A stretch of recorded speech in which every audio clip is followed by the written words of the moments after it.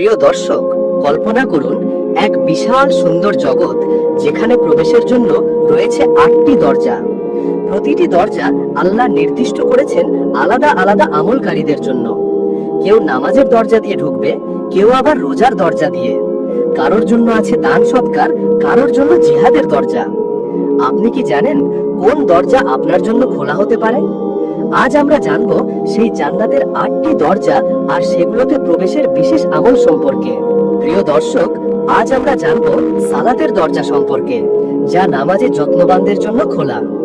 নামাজ ইসলামিক জীবনের সবচেয়ে গুরুত্বপূর্ণ স্তম্ভ।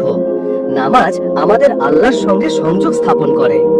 যারা নিয়মিত 5 ওয়াক্ত নামাজ আদায় করে তারা আল্লাহর কাছে বিশেষ মর্যাদা পায়। রাসূল সাল্লাল্লাহু আলাইহি ওয়াসাল্লাম বলেছেন, যারা নামাজে যত্নবান তারা জান্নাতের বিশেষ দরজা দিয়ে প্রবেশ করবে। দরজা যেন একটি সোনার চাবি, যা নামাজের মাধ্যমে খুলে যায়। কিয়ামতের দিন নামাজের দরজা দিয়ে প্রবেশ করা মানুষের জন্য আল্লাহ বেহিসাব প্রতিদান দেবে। কোনো ক্লান্তি, কষ্ট বা হয়রানি ছাড়াই তারা জান্নাতের আনন্দ ভোগ করবে। জান্নাতের একটি বিশেষ দরজা যা শুধুমাত্র রোজাদারদের জন্য খোলা। আজ আমরা জানবো সেই রাইয়ান দরজা এবং রোজার মাধ্যমে জান্নাতে প্রবেশের সৌভাগ্য। আল্লাহ তাআলা কোরআনে বলেন, রোজা তোমাদের জন্য ফরজ করা হয়েছে যাতে তোমরা পরিশুদ্ধ হও। সূরা বাকারা 2:183। রোজা শুধুমাত্র খাবার দ্রব্য এড়ানো নয়, বরং মন, জিহ্বা, চোখ, হাত, পা সবই নিয়ন্ত্রণ করা। রোজা একজন মুসলিমকে ধৈর্য, ত্যাগ এবং আল্লাহর কাছে আত্মসমর্পণ শেখায়।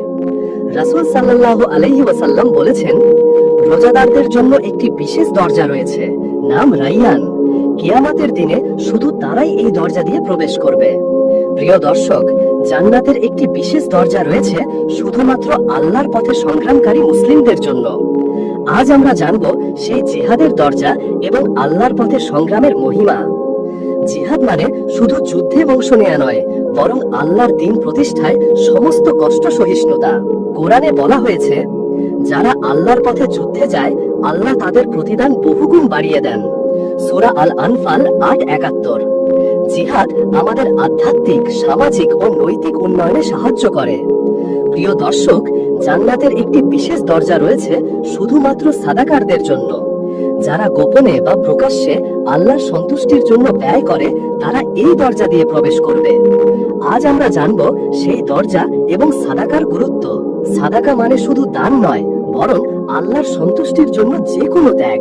যারা আল্লাহর পথে ব্যয় করে আল্লাহ তাদের প্রতিদান বহুগুণ বাড়িয়ে দেন। সাদাকা আমাদের হৃদয়কে পবিত্র করে,